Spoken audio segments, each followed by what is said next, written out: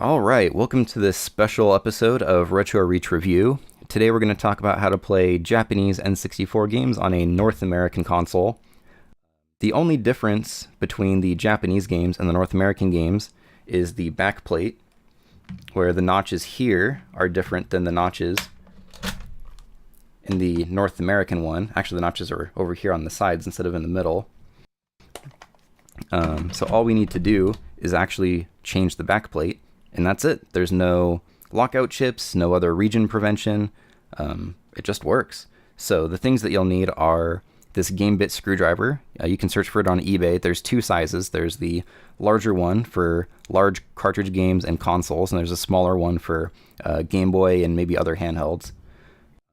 And then optionally, you'll want a fine tip screwdriver. This is a number 1 screwdriver. You'll want isopropyl rubbing alcohol, 90% or higher preferably, and a couple Q-tip swabs. So first we'll take these two screws out of the cartridge, since these are the only thing holding the backplate on.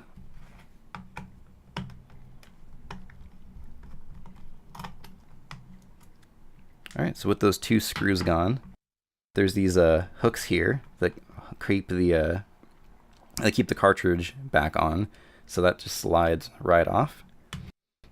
And then really that's it. All you need to do is do the same thing with your North American game, put it on, and you're good to go. However, your game may or may not boot depending on the condition of the game.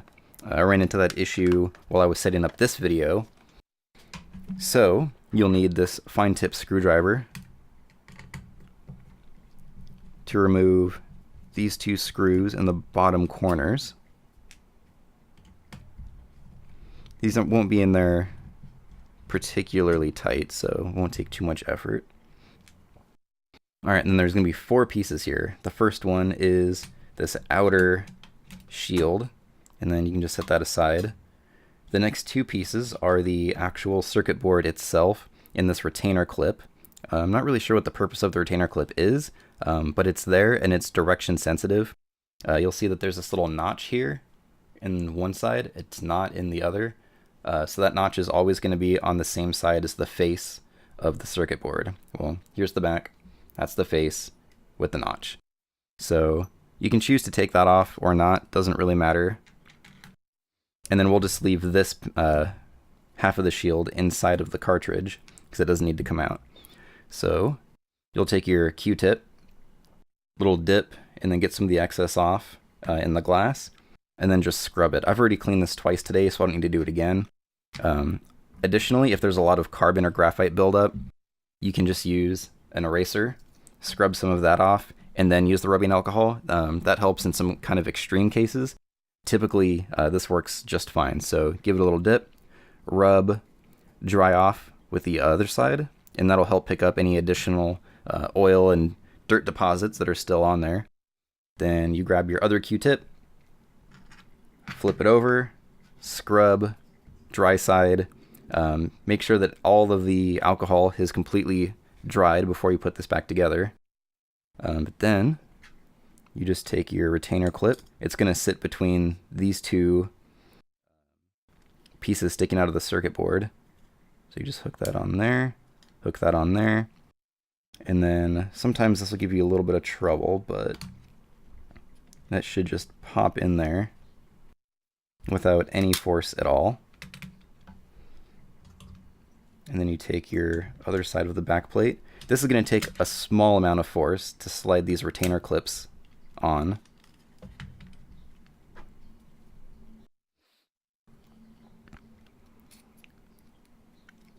There we go. And then we screw it back together.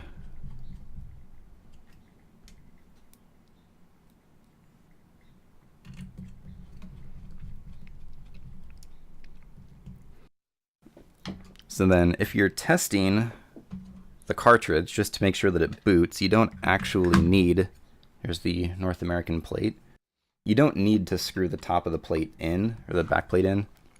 You can just pop it in. The Nintendo holds everything together. Turn it on. There we go. Japanese game booting in a North American console. And then once you verified that the game actually does work, probably a good idea to at least put one screw in, if not both, just so you don't lose them. That's in. You don't want to screw it in tight, just snug, because all this is doing is holding the two pieces of plastic together, and you don't want to strip the threading in there. There we go. So now it's on there like new.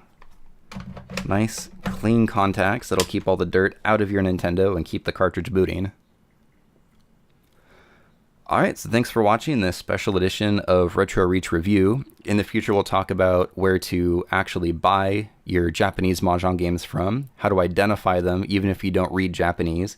We'll talk about physically modifying the N64 so you don't need to do any of this backplate switching. We'll talk about physically modifying the Super Nintendo to play Super Famicom games. Anything that I end up needing to do in order to do the reviews, I'll document and share that information with you guys so that you can do it at home.